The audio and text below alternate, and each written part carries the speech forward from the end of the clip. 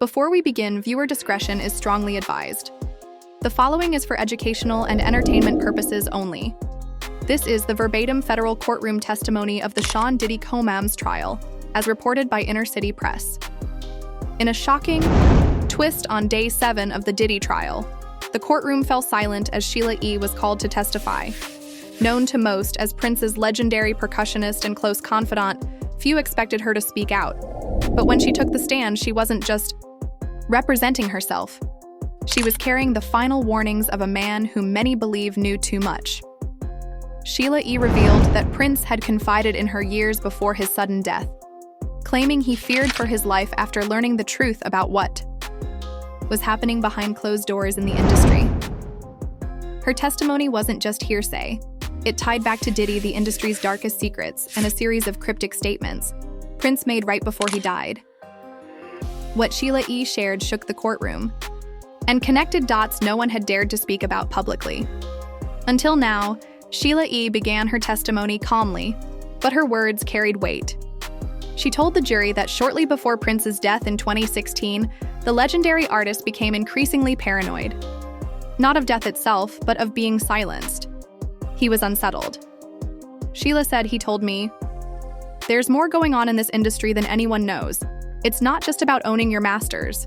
It's about who owns you." According to Sheila, Prince believed the music industry had become a breeding ground for manipulation, exploitation, and even coercion. She recalled one specific late-night phone call where Prince told her, "There are people at the top playing God. If I speak too loud, they'll shut me down." Sheila revealed that he mentioned several names, but one in particular kept coming up.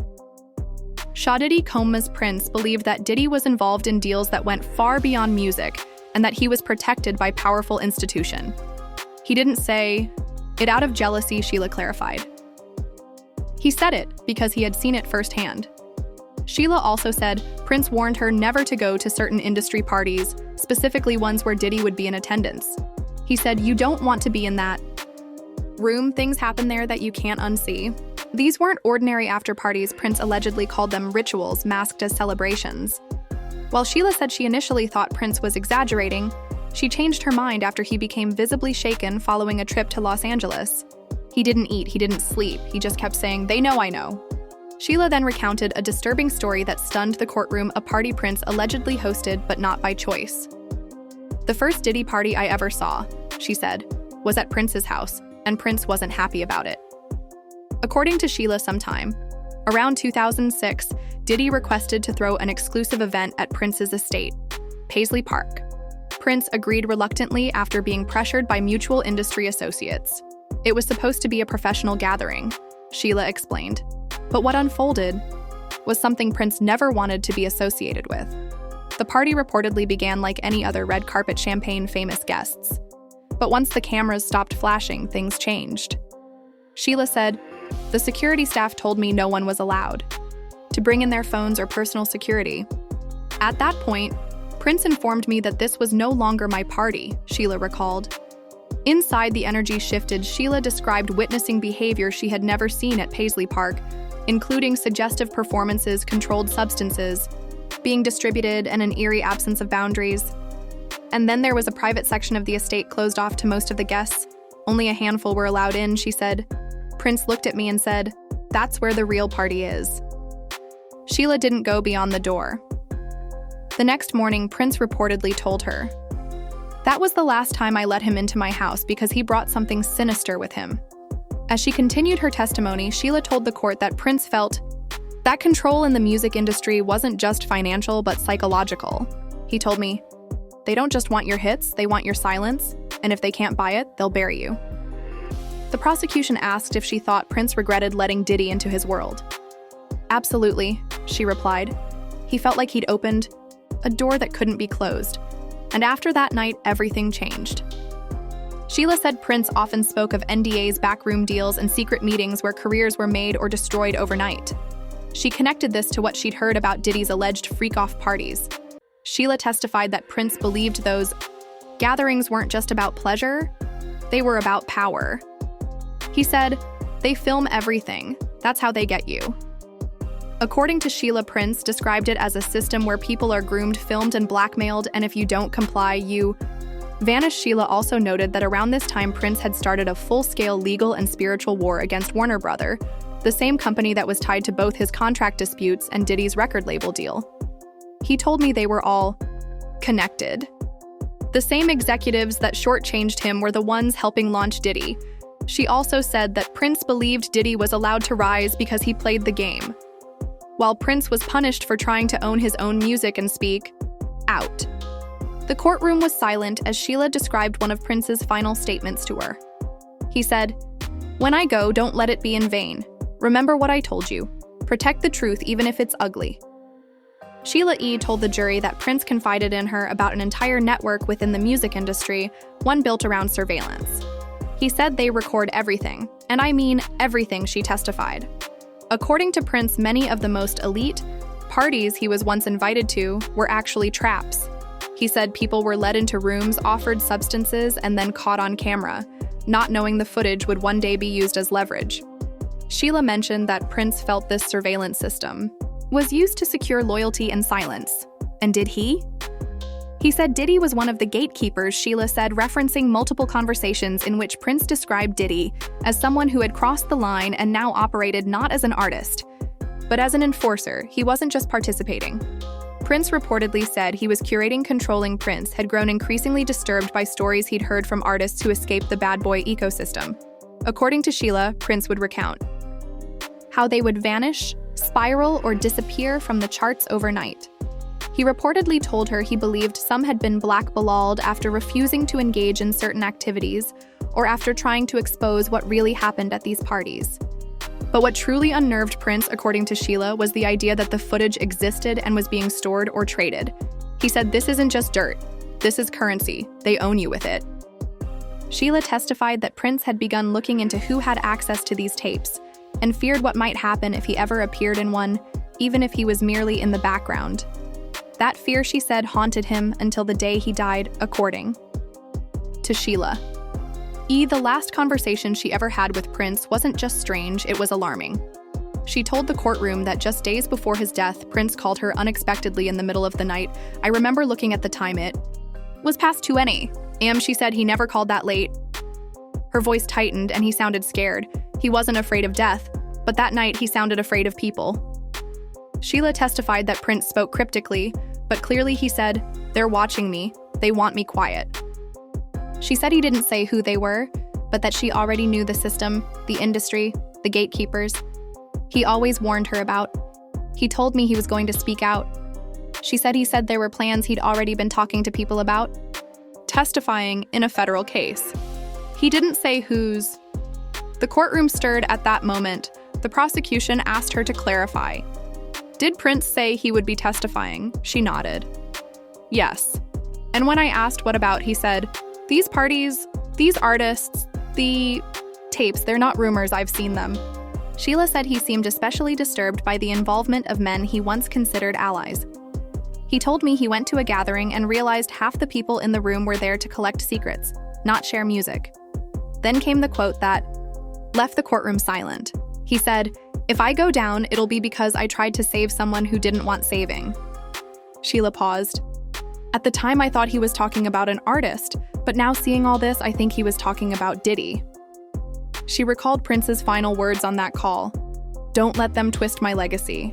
And if something happens, remember this call. Say it loud if I can't." The next morning, Sheila tried calling him back. No answer. A few days later, he was gone. "I didn't want to believe it," she said. "But now that I've seen what's come out about the abuse, the parties, the coercion, I think Prince was trying to warn the world and they cut him off before he could."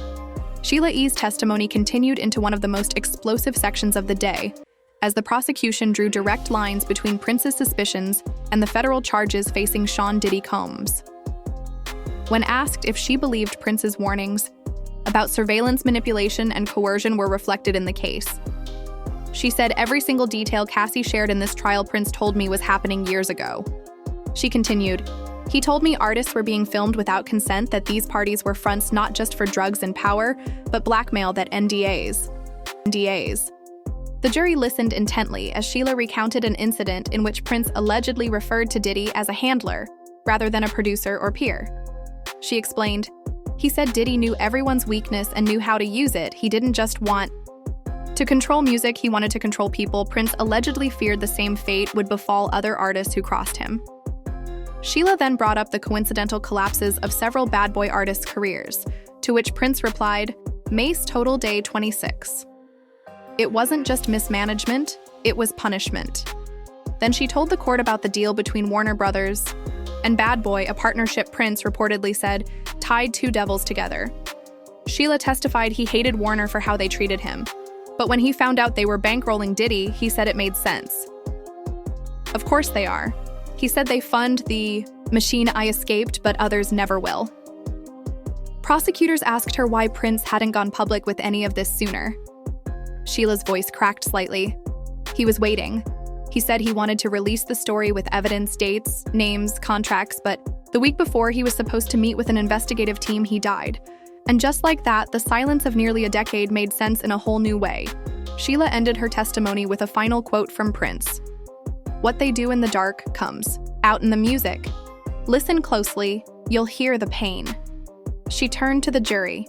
"Now you're hearing it in court."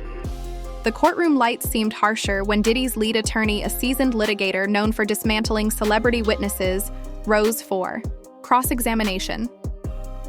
Until now, Sheila E.'s testimony had unfolded under the steady guidance of prosecutors, methodical, compassionate, reverent toward Prince's memory. The defense chose a different tactic: attack credibility, question motives, muddy timelines. First, they leaned into the 5-year period when Sheila and Prince reportedly had no contact, citing magazine interviews where each claimed the other had moved on. "Moved?" the attorney began. "Isn't it true you and Prince had been estranged for nearly half a decade, that you published a memoir?" He felt betrayed, his privacy causing a rift. Sheila responded firmly, "We disagreed over the book's tone, but we reconnected. I have phone logs, flight manifests, and handwritten notes from him dated January." Through April 2016, prosecutors quickly entered those into evidence, forcing the defense to pivot. Next came insinuations of financial motive. The attorney noted that Prince's estate is still being litigated, then asked if Sheila hoped to strengthen her position as a potential beneficiary by inserting herself into a high-profile trial. The implication drew murmurs from the gallery. Sheila paused, looked directly at jurors, and said, "Prince and I resolved our creative disputes in 2015. He asked me to protect the truth, not chase dollars. My testimony risks my touring revenue and relationships. I'm here because he asked." Undeterred, defense counsel moved to technicality. Did Sheila personally witness Diddy recording blackmail tapes? Did she ever see contracts linking Warner executives to coercive NDAs? She admitted she did not, but reminded the jury her job wasn't to provide documents, but to share Prince's warnings. "If you want paperwork," she said, "ask the label archives. Prince told me exactly where to look." The prosecution seized on that, promising they would subpoena additional corporate records. Tension escalated when the defense challenged Sheila's recollection of Prince's final voicemail. After playing the 27-second clip, Prince's voice barely audible, saying, "We aren't safe, watch the tapes." The attorney suggested it could reference prescription disputes rather than conspiracy. Sheila's reply was chilling. "You can spin his word, but you can't spin the pattern. Artist's broken footage hidden. Silence sold." The cross-examination lasted nearly 2 hours. By the end, Sheila remained poised, but the courtroom atmosphere had thickened. Jurors scribbled feverishly, and one requested a tissue during a sidebar, evidence that even under a barrage of doubt, Sheila's account had pierced emotional armor. Diddy's legal team sat stone-faced. Their strategy had bruised Sheila's image but not shattered it. And in their attempt, they inadvertently spotlighted one unspoken fear. If the documents Sheila hinted at truly exist, they could blow the case, and perhaps the industry wide open. When court reconvened after lunch, prosecutors counter-attacked with a carefully choreographed evidence dump records they claimed Prince intended to share before his death. First came a sealed envelope from Prince's personal attorney, opened in camera and then summarized for the jury. Inside were photocopies of 3 NDAs. One signed by a female vocalist describing a coerced private performance at a 2010 Hamptons party, linked to Diddy's team. One signed by a male session guitarist referencing compromising footage recorded in Miami. and a third unsigned but drafted for an up-and-coming rapper outlining hush money terms if he declined special appearances. The attorney's cover memo stated, Prince had obtained these from a trusted whistleblower at a major label. Next, prosecutors played an audio file recovered from a Paisley Park backup drive. Prince rehearsing an interview that never aired. In the clip, he says they'll call it networking, but it's harvesting. Young artists go in thinking it's a party. They leave owing a debt measured in silence. Jurors leaned forward, hearing the same cadence Sheila described. Then a financial analyst took the stand to explain money trails. Prince's team had mapped shell companies routing appearance fees to 2 boutique security firms staffed by ex-military contractors. The analyst linked those firms to private events matching the dates of Cassie's alleged freak-offs and several gatherings, listed in the NDA. The analyst testified that invoices were labeled venue lighting or VIP liaison, identical language Cassie said Diddy used when hiding escort expenses. Finally, prosecutors introduced hotel key card metadata subpoenaed from a luxury chain's archival server's logs showed Prince's passcode was reissued remotely at 3 a.m. the night before his emergency plane landing, the same hour Sheila claimed he told her, "They're outside my door." Prosecutors argued the reissue indicated unauthorized tampering, supporting Sheila's assertion that Prince feared being followed. The cumulative effect was electrifying. Individually, each exhibit was circumstantial. Together, they formed a lattice NDAs matching Cassie's narrative payments coded to disguise vice costs. Prince's own words anticipating blackmail and digital breadcrumbs, implying surveillance. Even conservative legal commentators whispering in the overflow room admitted the prosecution had done something rare. Turned a dead icon's paranoia into tangible courtroom weight. We might be witnessing the first posthumous Whistleblower One analyst quipped on a live stream as prosecutors rested for the day. They left the jury with a projection of Prince's handwritten reminder to Sheila, "Your silence won't protect you." It hovered on the screen until the judge dismissed proceedings. The subtext was unmistakable. If the jury believed Prince foresaw everything, Cassie endured convicting Diddy would feel less like a verdict and more like fulfilling a prophecy word. Of Sheila E.'s testimony and the evidence bomb rippled through the entertainment world. Before dusk, social feeds erupted. Veteran producers posted cryptic, "told you so" emojis. Legacy journalists admitted they'd once dismissed Prince's warnings as eccentric ramblings. A global hashtag Trust Paisley Prophecy trended by evening music law firms. Fielded frantic calls from labels wondering what unpublished NDAs might suddenly be subpoenaed next. Inside Bad Boy's Manhattan offices, insiders leaked that 2 senior executives took indefinite leave within an hour of the hotel key metadata reveal. An internal memo circulated at Warner Music, instructing staff to preserve all historical documents pertinent to artist arrangement agreements, sparking rumors that the label expected federal knock and talks. Even streaming platforms felt tremors. A major service quietly convened a task force to audit archival video footage it hosts from private performances. Back in court, Judge Subramanian scheduled an emergency and chambers conference to discuss expanded evidentiary scope, signaling that more sealed material could surface.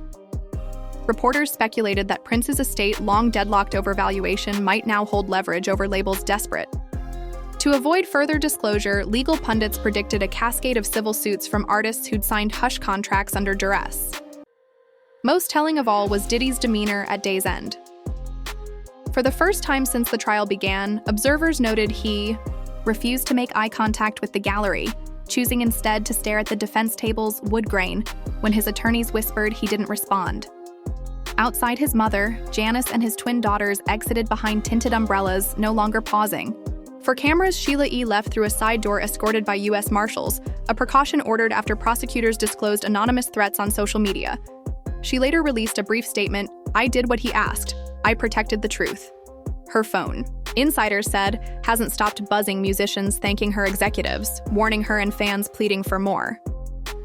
And somewhere in the swirl, the meaning of Prince's final public message, "Just when you thought you were safe," landed with new resonance. The trial of Sean Combs had already been built as a reckoning for him personally. After Sheila's testimony, it looked more like a reckoning for an entire era of music industry power. As court recessed, a veteran court sketch artist summed it up. "Best to a CNN mic, I've seen fraud rackets, blood money cases. I've never seen a ghost walk into a federal courtroom and testify. Today, Prince did. Whatever the jury ultimately decides about Diddy's guilt, the story can no longer be contained." Silence. The commodity print